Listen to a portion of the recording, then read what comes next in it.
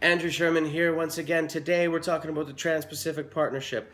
Okay, so this was ratified today, meaning nothing more than the people that were negotiating the terms of it have come to a consensus, and now it's on the governments to decide whether they want to go forward or they want to see further reform.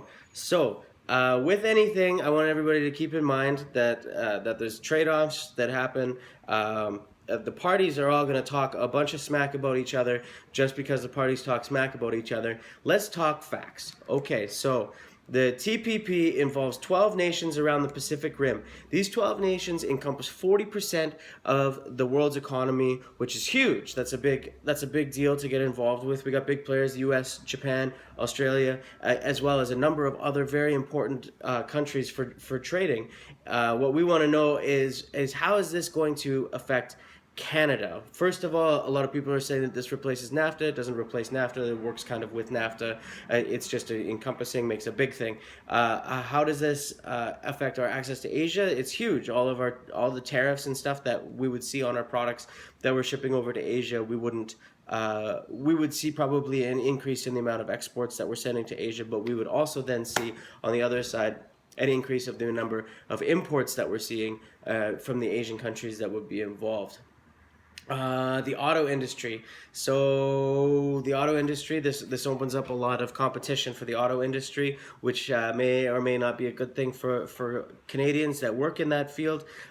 Japan pardon me, not just Japan. Asia has a huge automotive industry, and they would be able to come and trade here without any tariffs or anything like that. So that increases the competition for Canadian auto workers. The dairy industry. So we're talking dairy farmers as well as poultry farmers and egg.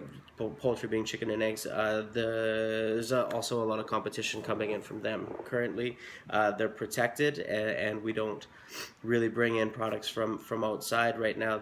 They're pretty much owning the monopoly here, but this would increase the amount of competition for those people as well. Some people are concerned because some of the countries have, I guess, more lenient health standards than we do here in Canada when it comes to dairy products, etc. So that's something to think about, whether or not that's going to help. As for the rest of agriculture, people are talking about how bad this is for farmers.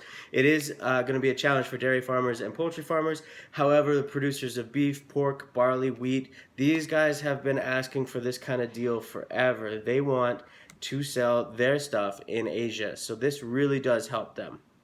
How could this affect other things?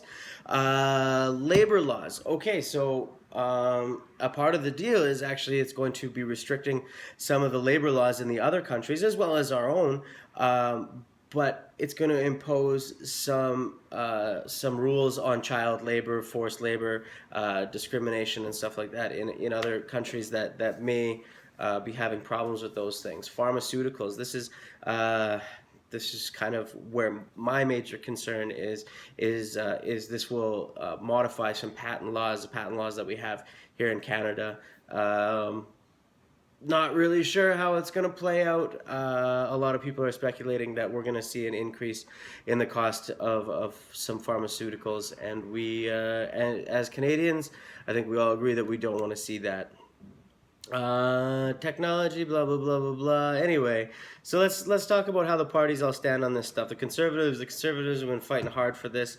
They really want this. They think this is the bee's knees for business. The NDPs are just like, no, we don't like it. Just go. But basically, the NDPs don't like whatever it is the Conservatives are doing, so I just kind of take whatever they say with a grain of salt. The Liberals have previously been on board with this, but they agree that they're not a big fan of how secretive the Conservative government has been, and they really want to put it up for debate before we say yes to anything, which is, I don't know, just personal opinion. I think that's fair. Let's talk about it. Let's discuss it in Parliament, and then see if it's a good deal for Canada. That's really what we need to do. And other than that, I don't really have anything else to say about it. It's a big deal. This is an important issue. There's all kinds of different views on how you could regard this. So please put in the comments section below what you think. Do you think this is a good deal for Canada or do you not? Andrew Sherman, once again, independent candidate, Edmonton Strathcona. Thank you for your time.